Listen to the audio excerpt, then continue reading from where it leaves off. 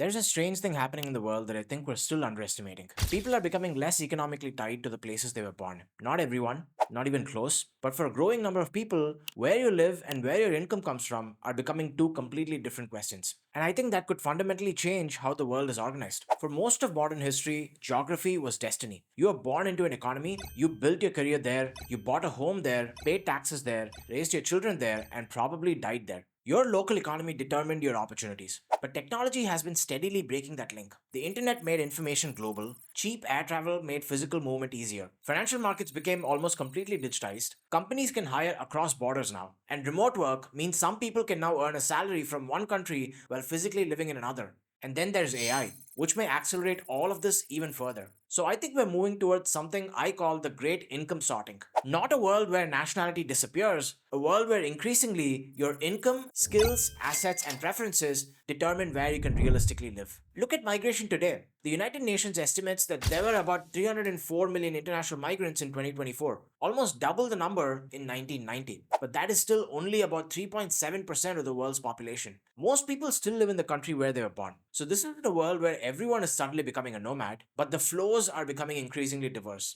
Millions of people still move from lower income countries towards richer ones because that's where the jobs, wages, and opportunities are. Indians move to the US, Canada, Europe, and the Gulf. Latin Americans move to the United States, Canada, and Europe, especially Spain. Eastern Europeans move elsewhere within Europe. And these are overwhelmingly economic decisions. The World Bank estimates that remittances to low and middle income countries reached about $685 billion in 2024. That is an extraordinary demonstration of just how connected labor markets across borders have become. Someone can earn money in one economy while their family and household economy is thousands of miles away. But there's another migration pattern happening in parallel. People from richer countries are also moving. Retirees move to cheaper countries. Remote workers move to places where their income goes further. Entrepreneurs move because they want lower costs, different taxes, or new markets. People with investment income can increasingly choose where they want to spend that income. And you see this all over Southeast Asia. Thailand, Vietnam, Indonesia, and the Philippines have become home temporarily or permanently to people from Europe, North America, Russia, Ukraine, Israel,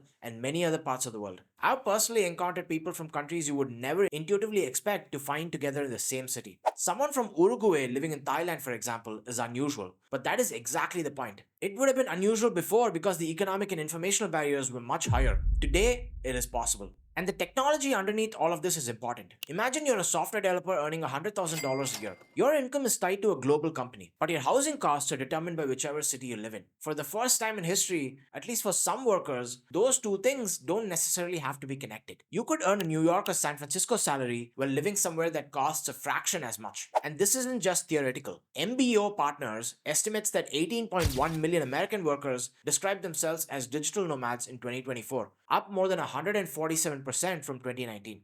Governments have noticed this too. Countries that historically competed for factories, tourists, and physical investment are increasingly trying to compete for people. Digital nomad visas have spread across dozens of countries, where governments are also creating new pathways for entrepreneurs and skilled workers. Think about how strange that would have sounded 20 years ago. A country creating an immigration program specifically for people who don't necessarily need a local employer. Because the government understands something very simple. You don't necessarily have to export your products to get someone's money. You can import the people who earn that money.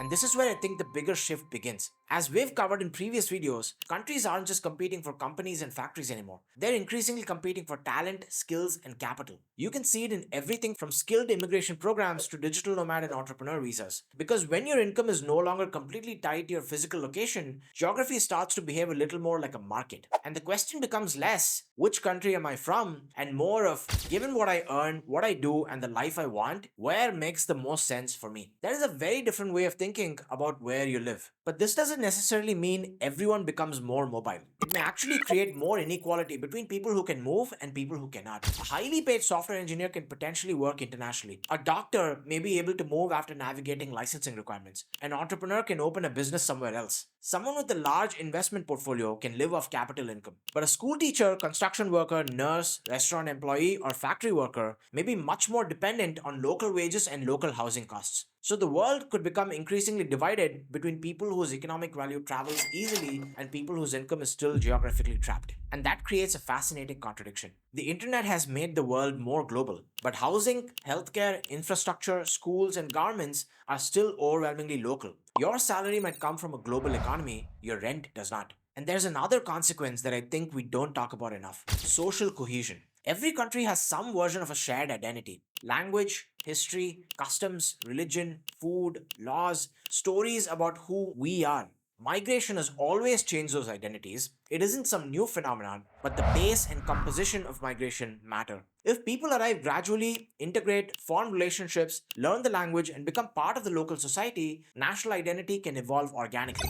That is how most countries have changed throughout history. But if migration happens extremely quickly, while housing is scarce, wages are stagnant, and public services are under pressure, people can begin to feel that the social contract itself is changing faster than they can adapt to it. And that is when migration stops being purely an economic issue. It becomes an identity issue. So I don't think the future is necessarily a world without national identities. I think national identities may become more fluid, while the competition between countries for workers, skills, capital, and taxpayers becomes more intense. And this is where my prediction comes in. I think we're moving toward a world where location and income become increasingly decoupled. Not completely. Citizenship will still matter, visas will matter, family will matter, language will still matter, and millions of people will continue to live close to where they were born because that is where their communities and relationships are. But for people with globally valuable skills, portable income, or significant assets, geography is becoming a choice in a way it simply wasn't before. And eventually, that could produce a very strange world. A world where a person from India earns a salary from an American company, invests in European markets, lives in Thailand, spends several months a year in Dubai, and sends money home to their family. Or a British retiree lives in Portugal on a pension. A German entrepreneur builds a company in Vietnam.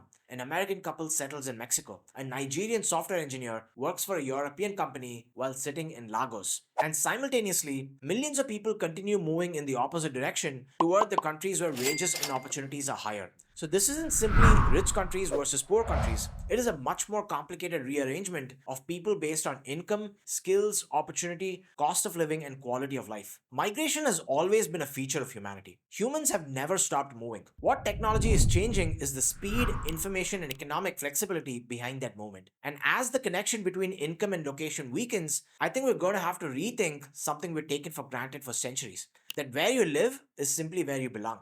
Maybe in the future, where you live will increasingly be a decision. And the question is, what happens to countries when people have more freedom than ever to choose where they live? I'd genuinely love to know what you think. Is this the direction the world is heading? Or am I seeing a trend that will never become as significant as it appears? Let me know in the comments. And if you enjoyed this video, we would really appreciate it if you could subscribe to this channel. It would really help us out a lot. Thank you so much. I'll see you in the next one.